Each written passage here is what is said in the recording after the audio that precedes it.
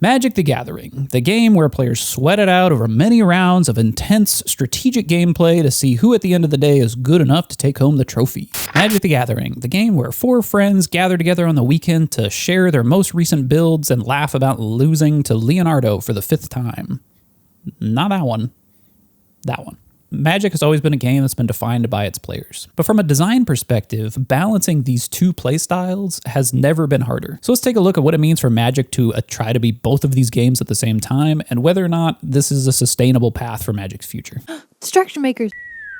I think at the core of this challenge lies interaction. Magic is inherently a very interactive game. And in terms of interactive gameplay, we can kind of look at the spectrum of interaction between parallel and orthogonal. Parallel meaning that players are basically just playing a game together, but not really interacting. And orthogonal means that every move you make, it changes how your opponents would play the game. And just like everything else in game design, there isn't a right or a wrong answer here. What makes sense is what the players of the game that you're making want. So if we place some different types of games somewhere along the spectrum, in sort of the most orthogonal extreme, we'd probably have something like chess, where every move you make has an impact on the decisions the next decision your opponent would make. And on the far other side of the spectrum, we'd probably have something like solitaire. I know there's like a multiplayer variant of solitaire where you're all kind of playing together, and I don't know exactly how you determine a winner, but and that's on the most parallel extreme of this spectrum. I think Magic the Gathering actually falls squarely in the middle between orthogonal and parallel. But in recent times, Magic has sort of shifted towards being more in that parallel style of play. This design trend is not something exclusive to Magic the Gathering. The channel Tabletop Turtle did a video recently about how board games have started to shift their design philosophies into more of a parallel approach as well. So some of the advantages of orthogonal gameplay, gameplay that is highly interactive, is that it takes full advantage of the fact that you have other players at the table, right? So your opponents are making decisions that affect your decisions later, which gives a game much more replayability because you have the variance of your opponent's choices. Some of the disadvantages to orthogonal gameplay is that it can be quite intimidating for new players, especially when playing against opponents that know substantially more about the game than they do. Adding to the additional sort of stressfulness of the gameplay, these games tend to also feel quite a bit more intense because each decision that you are making is being observed and reacted to by your opponent and vice versa. Games that are built this way require a lot more focused attention on the game itself, which doesn't leave a whole lot of room for social interaction during gameplay. And on the opposite end of the spectrum, we have parallel play, which at its most extreme is just no interaction at all, other than maybe you're measuring sort of a score at the end of the game. You can imagine something like swimming as a sport, right? Where swimmers are separated into their own lanes and they're basically just racing against each other for the best time. Some of the design advantages to parallel play is that it's very flexible with the number of players that are involved, because you don't really have to worry about balancing things exactly amongst different players, right? So if you have an odd number of players, 3 or 5, systems like this are more flexible and will allow for that kind of a thing because players are not really interacting with each other, so you can kind of just add as many players as you would need. Again, think about swimming, where you could, if the swimming pool was larger, you could have as many lanes as you might want to have swimmers swimming in the pool. Some of the other advantages to parallel play is that the feelings of sort of being observed are diminished. They're not necessarily removed, especially in sort of a turn-based game where players might be observing what you're doing because it may or may not have an impact on what they're doing. But generally speaking, if a parallel play game is approached in a more casual way, your sort of opponents are more likely to sort of socialize with each other while you're taking your turn. And this has generally been my experience with casual Commander, is that, you know, you'll spend some time doing your turn and then eventually pass the turn while everybody else is catching up on whatever happened that week or outside of the game. So some of the disadvantages to parallel play is that it can feel like your opponents didn't really matter at all, right? They're just kind of there. There's not really a whole lot of back and forth. And gameplay can feel a lot more linear because there's not the variance of your opponent's decisions affecting your decisions. Your decisions, your line of play is likely to remain the same because you're just going through the motions of, these are the cards that I've drew. This is the sort of engine my deck is building. This is how it gets across the finish line. I do think that parallel play in Magic lines up a bit more with the fantasy of deck building, where you're putting your deck together and then you're goldfishing it alone by yourself without any interaction from an opponent, and you're just going through reps and practicing the different lines of play that you might encounter when you go to actually play your deck. And so a lot of the rehearsal that players do on their own as individuals mimics this parallel play style. So I think kind of the rule of thumb here for each of these styles of play, orthogonal can be summed up as my outputs, right? The things that I'm doing during my turn are my opponent's inputs, right? Any kind of decision I've made, action I've done, will affect the way that my opponent will play the game. They will take that into account when they're making their decisions. And with orthogonal play, my outputs are only my inputs, right? They don't affect my opponent. And again, this is the most extreme cases on the spectrum. And as I said, Magic falls kind of squarely in the middle. So how does this manifest during gameplay? One of the things that we can go back to is the strategy circle. The strategy circle is rush, economy, and defense. And this represents sort of the most zoomed out view of the way that you can spend your resources in a resource management game. Rush represents spending your resources to win the game now. If we remove the other parts of the strategy circle, this is basically a sprint, right? You're trying to run as fast as possible. You're not thinking about investing any of those resources to get a bigger payoff later. It's just race for the finish line. Economy means that we are spending our resources to acquire more resources later. In something like Magic, this is basically I am spending mana to go get more mana or draw cards. Those are kind of the economy sections of Magic's gameplay. And then finally, defense. Defense is interaction. Defense is I am investing my resources to stop my opponent from winning. And these sort of different aspects of the strategy circle can be direct or indirect. There's a lot of different variables that you can, in ways you can manipulate the way that these manifest in gameplay. So on the orthogonal or parallel spectrum, let's take a look at Magic the Gathering. And its strategy circles separated in this way might look something like this, where the game itself is sort of split right down the middle. And the reason why I think this is the case is because the rush side of the circle, meaning investing my resources to win the game, taking actions to win the game, is inherently adversarial. When I attack with my creatures, my opponent can block those creatures. I must attack through my opponent's creatures in order to win the game. Now, I think that rush itself has its foot in both sides, in orthogonal and parallel, because if my opponent doesn't have any blockers or have any interaction, I can still win the game without my opponent interacting. So when we look at the economy side of the circle, we can basically say that economy is entirely parallel. And the reason why is because I can invest in my economy and it doesn't really affect anything my opponent is doing. I can build up lands, I can draw cards, I can keep reinvesting in my deck's engine without really any input or outputs to my opponent. And finally, we get to defense, where in Magic the Gathering, it is, I think, inherently orthogonal in that you can target your opponent's creatures, you can counter your opponent's spells, you can make them discard cards, all of the sort of like investing in stopping my opponent from winning the game cards are direct interaction. I shouldn't say that. Most of the cards in Magic the Gathering are, most of the defense cards in Magic the Gathering are direct interaction. We could look at something like stacks, which would be a defense investment that is indirect, right? I am playing this card and it is sort of changing the rules of the game and how my opponent is going to play, but that is an input, that is an output that I would have that then would modify the way that my opponents are playing the game. I think the rush category here is probably the most interesting, right? Is that the sort of traditional 1v1 way that you're going to win the game is taking your opponent from 20 health to 0. But that's not the only way that you can win the game. And often Magic's systems manifest in a way that was not all that particularly interactive. Players, especially 1v1 players, point to this as being particularly poor gameplay. It's what we call gold fishing or linear combo decks. Things like Eggs or Storm also gets sort of this reputation of players basically pushing the game into a parallel play state where they're just sort of executing their combo. There's not really any interaction from their opponent, but it's not deterministic, so that players have to sit in a tournament environment and basically say, I don't know if you've won the game yet, and there's an incentive for me to push to ensure that you can prove that you did.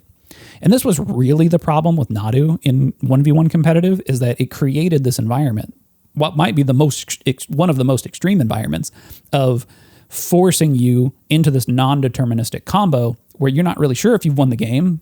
You probably have inevitability, but maybe there's maybe less than a 1% chance that you're going to fail at some point. And so your opponent has to make you play it out. And I think this is probably one of Magic's strengths, is that its system is sort of in both of these categories. But I think that gets to the core of sort of this Magic identity crisis. When you don't have a system that is designed specifically for one type of experience, you'll have players that are in both of these camps. But I think that's part of what makes it so interesting.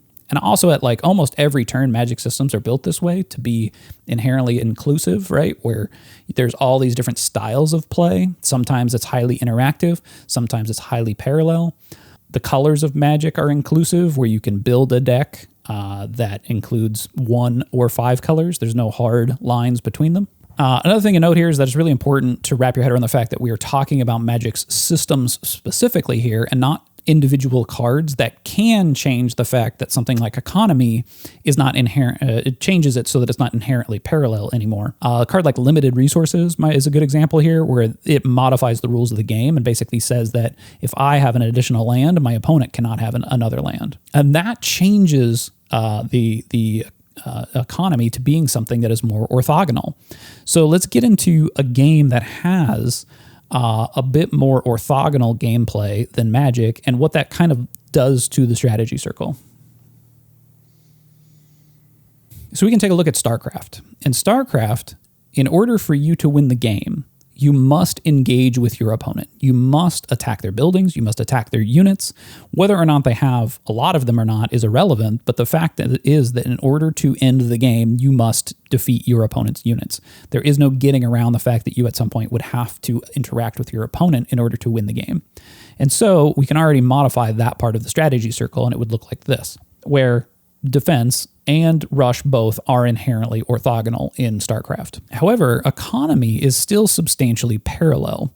This is where things like no rush in the first 10 minutes manifests in StarCraft, where players want to stay in that parallel gameplay for an extended period of time to have that opportunity to build up their army before they go head-to-head with each other. And there's certain RTS games that have built this into some game modes where in Age of Empires, your main base would have a wall around it that wouldn't be able to be penetrated until your opponent has upgraded moved into a different age. I don't know if it's Bronze Age or what it is exactly, but they can't break down your wall until they get to a certain point. But there's even something more interesting about StarCraft's gameplay in terms of its orthogonal or parallel economy, is that StarCraft actually, I think more accurately, StarCraft is probably a bit more 50-50 in economy, whether it's orthogonal or parallel.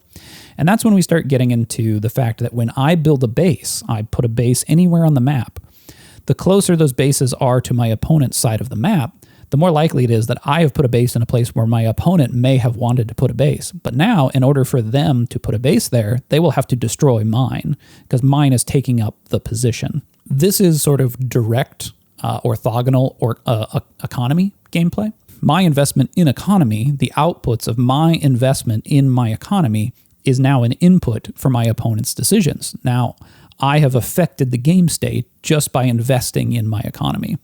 And that makes it inherently more orthogonal. More accurately, StarCraft strategy circle probably looks something more like this, where, again, that economy is more of a 50-50 orthogonal parallel. The other aspect that we need to discuss here is that when you invest in certain types of units and buildings in StarCraft, your opponent is scouting what you're doing, and they may or may not change their builds based on what they've scouted.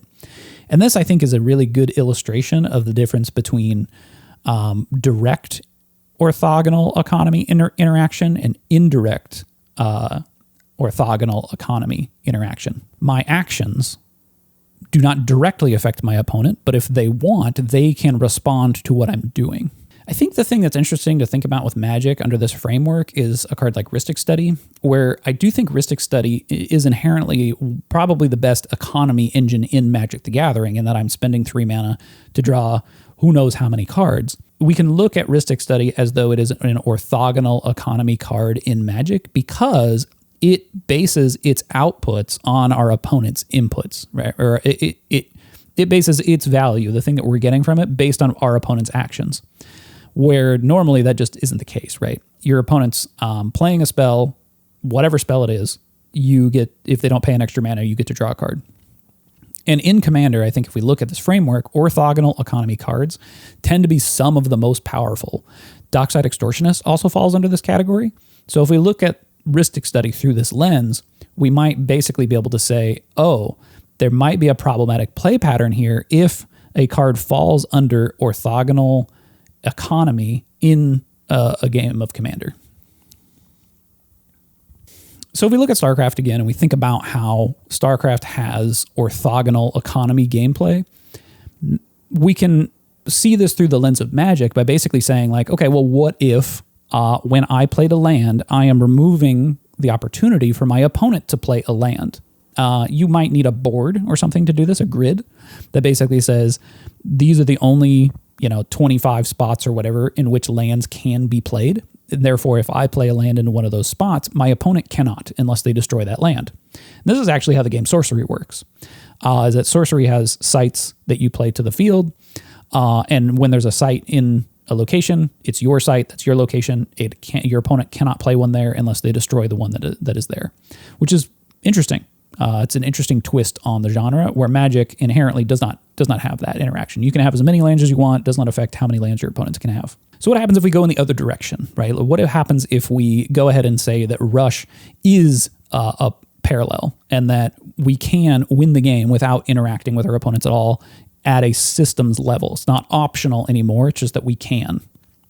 And that's where we get something like Lorcana, where you can choose to use your creature resources that you've played to tap them to either attack your opponent's creatures, which would be orthogonal gameplay, or you can tap them to gain lore, which moves you closer to winning the game. Lorcana, you start at 0 and you count up to 20. My choice to move closer to winning the game does not directly affect my opponent. I think in Lorcana's gameplay, what they're sort of counting on is that your opponent will basically say, okay, I see that I'm losing the race if you're ahead in gaining lore. Therefore, the choice I must make is to interact with you.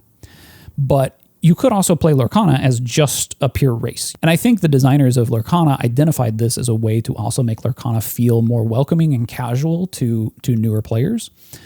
Because the direct interaction is basically optional. You don't have to fight through your opponents in order to win the game. You just can focus on what you're doing. Your outputs can be your own inputs.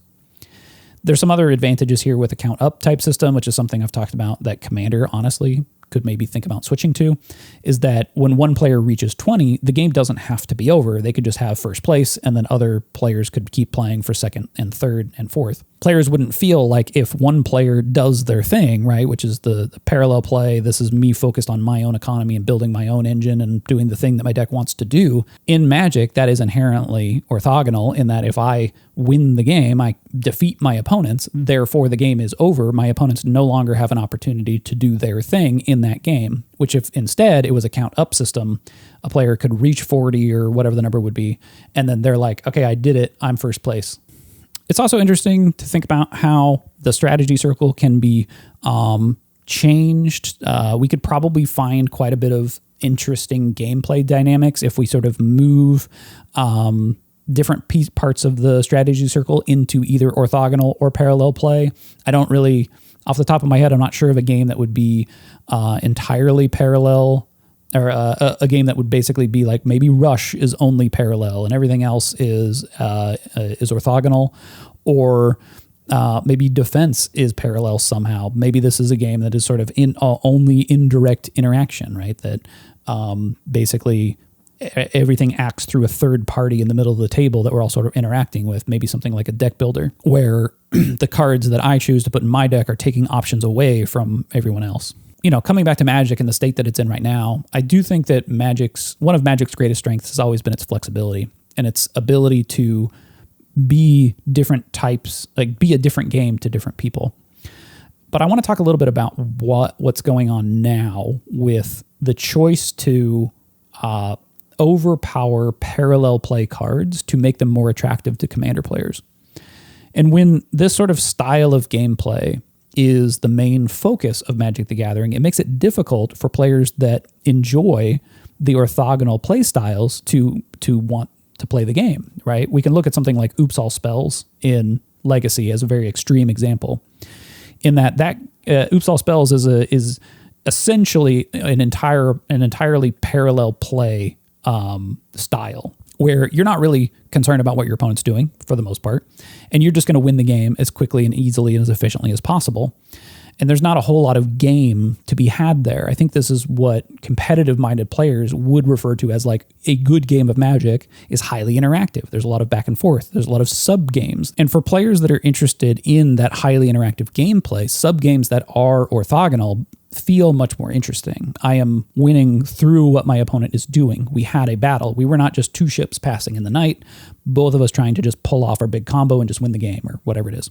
And when Magic designers are putting such a focus on commander-style parallel play as the sort of premier format, it makes it so that it's difficult for tournament players, orthogonal players, to have that style of gameplay not be overridden by these very powerful parallel play, economy investing cards. However, it doesn't go the other direction, right? So if orthogonal cards are quite powerful, orthogonal play styles are powerful, and the main focus of the game for competitive play, that doesn't inherently always affect casual play, because casual players can opt out of different play styles, where tournament players can't, right? Tournament players are incentivized to play the most powerful cards in the game. I think this is why some of Wizards' design has felt sort of adversarial to competitive play. If the focus instead was on orthogonal play, casual players could choose to play parallel play, right? Because they're not concerned with optimization. So I feel like that's really, for me anyway, at the core of Magic's identity crisis. Its struggle to be all things to all players is this shift towards, well, we're going to be designing for casual play, and it ends up coming at the expense of tournament play, where it wouldn't work necessarily the other direction. And like I said, Magic is a game that is defined by its players. So ultimately, if this is the direction that the majority of the players for Magic the Gathering want it to go, that's where it will go. But honestly, I think the bigger question might be, why are players choosing parallel play over orthogonal play? And that's a question that's probably too big for this video. So we'll maybe tackle that in a future one if you all are interested. Well, hopefully that was easy enough to follow along with. Thanks for watching. If you have any questions, you can feel free to leave them in the comments below. Also, let me know if you can think of any games that fit the different types of strategy circles that I presented. And if you want to continue the conversation, you can join our Discord. The link is in the description. And thanks for watching, and I'll see you next time. Bye.